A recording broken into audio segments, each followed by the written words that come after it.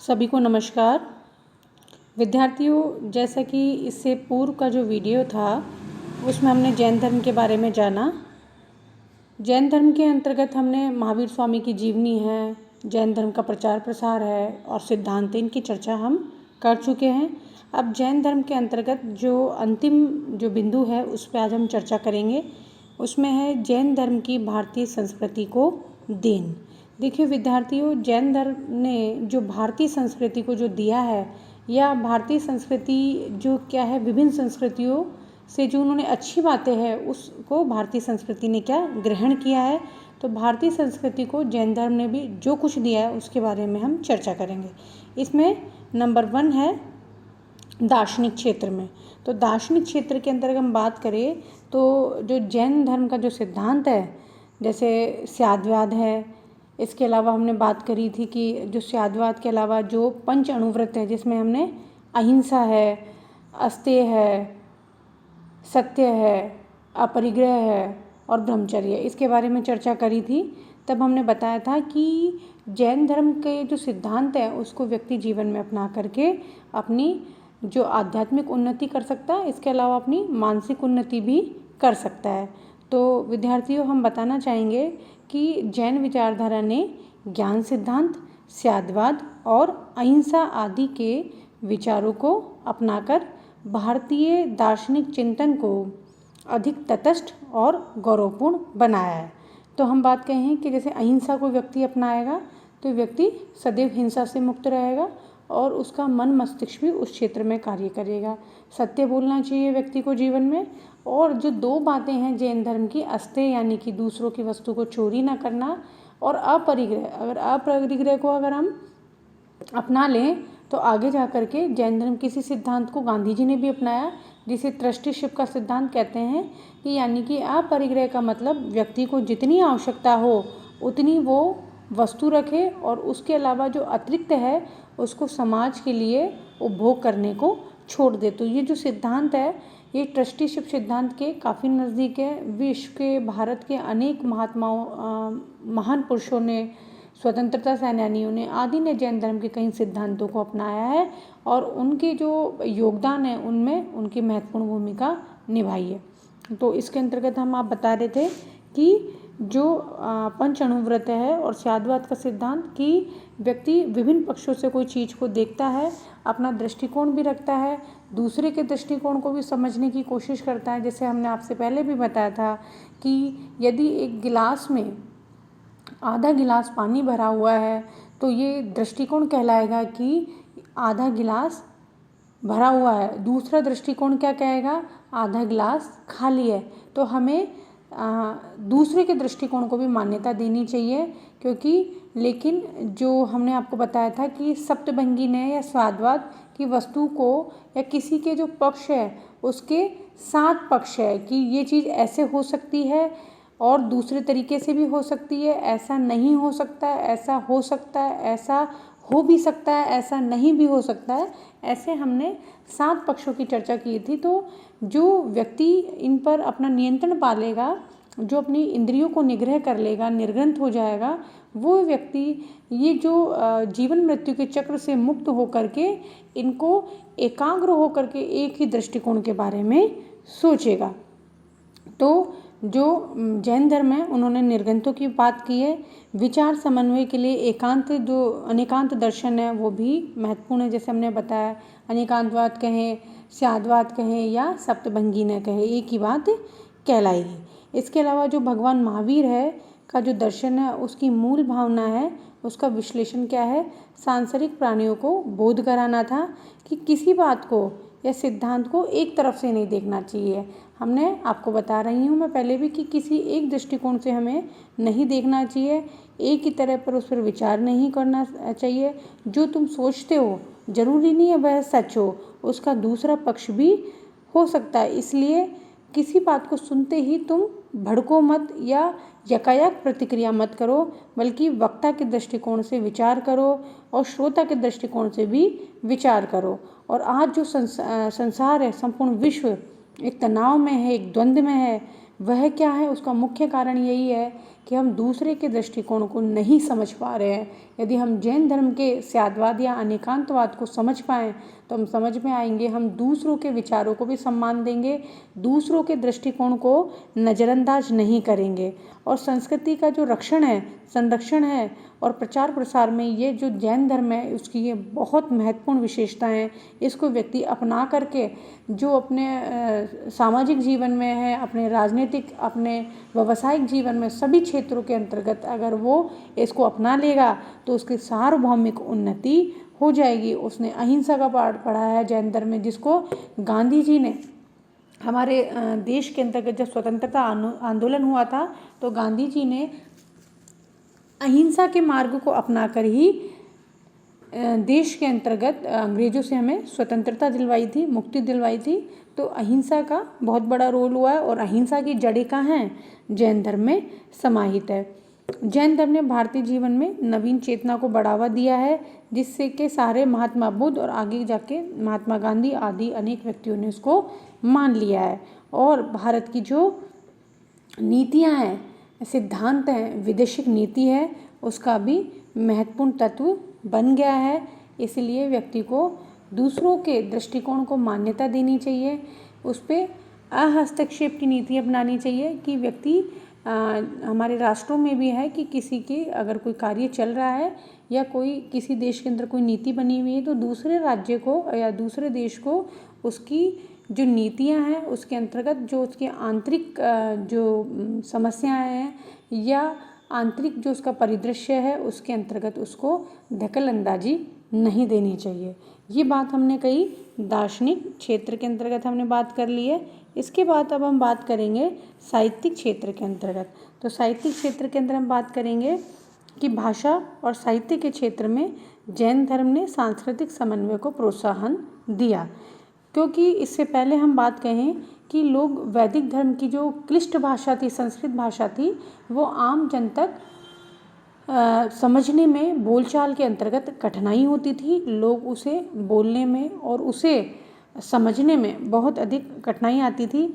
लेकिन जैन धर्म के पश्चात जो प्राकृत भाषा को या जन सामान्य की भाषा को बढ़ावा मिला गया, जिससे अनेक जो भाषा है उसमें सांस्कृतिक समन्वय भी होगा। अब हम आपको ये भी बताना चाहेंगे कि अनेक जो जैन ग्रंथ हैं उन्होंने संस्कृत भाषा को अपनाया है, या अनेक जो हिंदू ग्रंथ हैं, हिंदू पौराणिक ग्रंथ हैं, उनका संस्कृत भाषा में अनेक जो जैन विद्वान हैं उन्होंने उनका ट्रांसलेट किया है। तो जो संस्कृत और प्राकृत भाषा का साहित्य को जैन लेखकों ने बहुत अधिक समृद्ध बनाया है और समस्त भारतीय जो पौराणिक सामग्री है उसको अपनी मान्यताओं के साथ समन्वित किया है। इससे भारत के आध्यात्मिक चिंतन को और सर्वसाधारण तक पहुंचाने में बहुत बड़ी मदद मिली। जैसे कि विमल सूरी ने प्राकृत भाषा के अंतर्गत पद्य चरित्र, या जिसे प्राकृत भाषा में कहेंगे षडमचर्य, लिख करके जो भगवान राम है उसकी कथा को जैन रूप दिया गया है। इसके अलावा 7वीं शताब्दी के अंतर्गत रविशेणु हैं जिन्होंने पद्म पुराण की रचना की है। इसके अलावा 8वीं शताब्दी के अंदर जिनसेन द्वितीय हैं जिन्होंने हरिवंश पुराण की रचना की, और जो महाभारत और हरिवंश का जो जैन धर्म है जैन रूपांतरण था। इसके अलावा देवप्रभ्य हैं जिन्होंने पांडव चरित्र लिखा है। इसके अलावा हम बात करें तो अनेक जो जैन ग्रंथ लिखे गए हैं। इसके अलावा 8वीं शताब्दी के अंतर्गत ही हरिभर्त नामक जो जैन मुनि हैं उन्होंने सम्रादित्य कथा लिखी है। इसके अलावा अनेक ऐसे ग्रंथ हैं जिन्होंने भारतीय संस्कृति में बहुत बड़ा योगदान दिया है, क्योंकि इसमें हम ये जान पाएंगे किस प्रकार भारत में अनेक संस्कृतियाँ होने के पश्चात भी वो पुष्पित पल्लवित हुई है। उन्हीं को सभी संस्कृतियों को एक मंच मिला है, एक गुम्फन मिला है, जिनके माध्यम से क्या है सभी संस्कृतियाँ एक होकर के देखी जाने लगी है। क्योंकि हम इस बात से समझने की कोशिश करेंगे कि एक जैन मुनि होकर के या जैन विद्वान होकर भी जो हिंदू धर्म के या ब्राह्मण ग्रंथों का अनुवाद कर रहा है, जैन रूपांतरण कर रहा है, तो कहीं ना कहीं उसका जो है भारतीय संस्कृति या जो हिंदू संस्कृति है उसमें कहीं ना कहीं विश्वास है, या उनके जो मंतव्य थे उसको जैन भाषा के अंतर्गत, प्राकृत भाषा के अंतर्गत अपने लोगों के सामने रखा है, जिससे जो संस्कृत की क्लिष्टता थी उसको नज़रअंदाज किया जा करके उसको एक नया रूप देने की कोशिश करी है। विद्यार्थियों, अब हम जानेंगे कि कला के क्षेत्र में जैन धर्म का क्या योगदान था। देखिए, जैन धर्म का सार्वजनिक महत्वपूर्ण जो योगदान था वो कलात्मक जो स्मारक हैं, मूर्तियां हैं, मंदिर है, मठ है, गुफा हैं, जो आज भी जैन धर्म के क्या है, सुरक्षित है। जैसे कि उड़ीसा के अंतर्गत जो है उदयगिरी की गुफाएं, खंडगिरी की गुफाएं, ऐसी 35 जैन गुफाएं मिली हैं। एलोरा में भी काफ़ी सारे जैन मंदिर हैं। इन गुफाओं में जैन धर्म से संबंधित मूर्ति और कला को देखने को मिलता है। मध्य भारत के अंतर्गत मध्य प्रदेश के आसपास जो क्षेत्र है उसमें खजुराहो के मंदिर मिले हैं और 10वीं तथा 11वीं शताब्दी के जो हैं। इससे पता चलता है कि जैन धर्म उस समय भी कितना पॉपुलर था। इसके अलावा हम सब जानते हैं, हम लोग राजस्थान के वासी हैं, जो राजस्थान के अंतर्गत जो आबू है, आबू पर्वत के पास जो देलवाड़ा के जो जैन मंदिर है वह भी विश्व प्रसिद्ध हैं। उसकी जो उसकी जो कला है उसके अंतर्गत बहुत बारीकियां हैं। इसमें अंतर्गत हम देखते हैं कि बेल बूटों का जो संगमरमर का अंतर्गत जो काम किया गया है, बेल बूटों का, तोरण द्वारों का, नक्काशी का, वह लोगों को क्या कर देते हैं, मंत्रमुग्ध बना देते हैं। इसके अलावा काठियावाड़, गिरनार और पालीताना की पहाड़ियों में, राजस्थान का रणकपुर के अंतर्गत अनेक ऐसी जगह हैं जहाँ सैकड़ों जैन मंदिर हैं जिसमें व्यक्ति को मंत्रमुग्ध करा देते हैं और व्यक्ति को आध्यात्मिक चिंतन करने के लिए मजबूर करते हैं। इस प्रकार की स्थितियाँ वहाँ बनी हुई है कि व्यक्ति सहर्षी अध्यात्म और चिंतन की ओर अग्रसर होता है। इस प्रकार की प्रतिमा भगवान महावीर की, जिसे देख करके व्यक्ति को आभास होता है कि कहीं ना कहीं व्यक्ति को आध्यात्मिक चिंतन की ओर आगे बढ़ना चाहिए। तो अनेक ऐसे शिखर हैं, जैसे समीर शिखर हैं, अनेक शिखरों पर भी अनेक जैन मंदिर बने हुए हैं जिनके अंतर्गत जो है जैन धर्म है उनसे संबंधित जो कई साक्ष्य हैं, कई लिपियां हैं, पांडुलिपियां हैं और जो जैन मुनियों के द्वारा बनाए गए जो लिखे गए प्रमुख ग्रंथ हैं उनकी रचनाएं वहाँ पर उपलब्ध होती है। अब हम बात करते हैं, अंतिम बिंदु है अन्य क्षेत्र में योगदान। देखिए, जैन धर्म के अंतर ने जो है वो तात्कालीन सामाजिक विषमताओं के विरुद्ध अपनी आवाज़ बुलंद करी कि जिस प्रकार जो ब्राह्मणवाद था, कर्मकांड था, वो बहुत ऊंचा उठा हुआ था। तो ऐसी स्थिति के अंदर सामाजिक परिवर्तन करने के लिए, राजनीतिक परिवर्तन करने के लिए तथा व्यक्तियों को अंधविश्वास तथा कुरीतियों से दूर करने के लिए जैन धर्म आगे आया और उन्होंने देखा कि अनेक जो भारत के महान राजवंश, क्योंकि महावीर स्वामी स्वयं एक राजवंशीय परिवार से ताल्लुक़ रखते थे, तो अनेक राजवंशों ने जैन धर्म को अपनाया। हमने चंद्रगुप्त मौर्य के बारे में भी पढ़ा था कि चंद्रगुप्त मौर्य ने जैन धर्म को अपनाया और सांथरा पद्धति से अपना जीवन भी त्यागा। तो इस प्रकार से अनेक जो राजवंश हुए उस पर क्या करा, जैन धर्म ने अपनी छाप छोड़ी।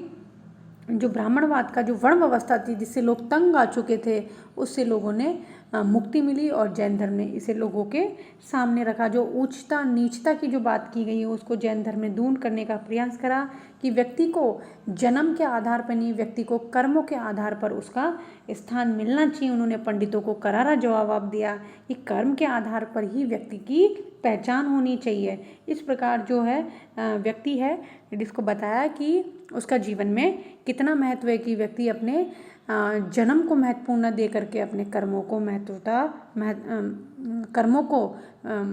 महत्ता दे सकता है।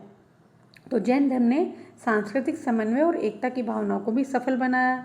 विचार के समन्वय के लिए उसने एकांत दर्शन भी दिया कि हमें दूसरों की मानना चाहिए। आचार समन्वय की दिशा में मुनि धर्म और तथा गृहस्थ धर्म की भी उन्होंने व्यवस्था की कि महाव्रत और अनुव्रत हमने बात करी कि व्यक्ति अपने जीवन में किस प्रकार से, गृहस्थ व्यक्ति भी है वो अपने जीवन में जैन धर्म के सिद्धांतों का पालन कर सकता है। इसके अलावा प्रवृत्ति मार्ग, निवृत्ति मार्ग दोनों के अंतर्गत भी समन्वय की बात कही गई। और सबसे इम्पॉर्टेंट चीज़ है कि जैन धर्म ने संप्रदायवाद, जातिवाद, प्रांतीयवाद, भाषावाद आदि जो मतभेद थे उनको त्याग करके संपूर्ण देश के सामने एक बहुत अच्छी तस्वीर रखी है, जिसके जो जैन धर्म की जो उदारता है और उसे हम जैन धर्म के प्रति हमारा जो आदर है उसको हम भली भांति देख सकते हैं। उसके अलावा जो भारत के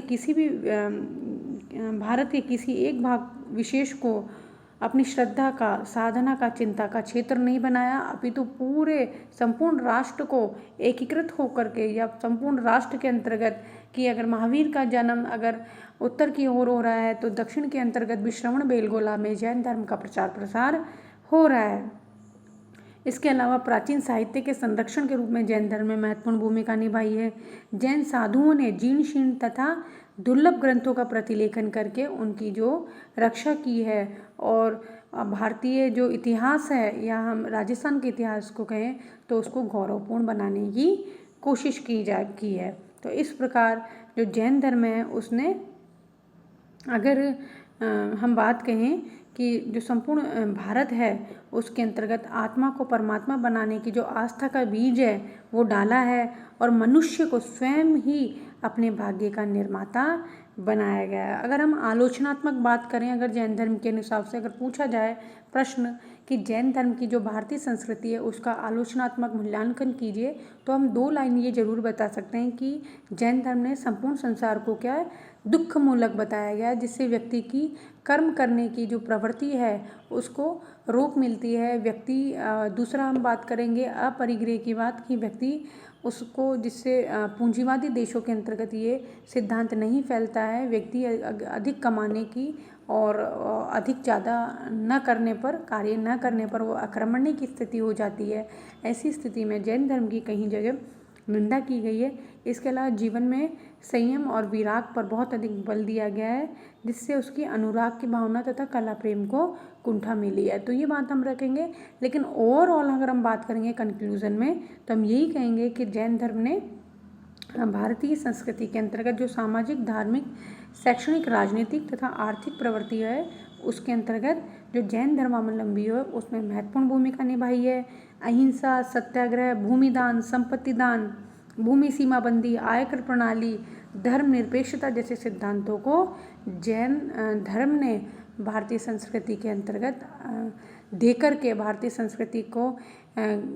संस्कृति ने इस चीज़ को ग्रहण करके भारतीय संस्कृति को बहुत अधिक मजबूत बनाया है।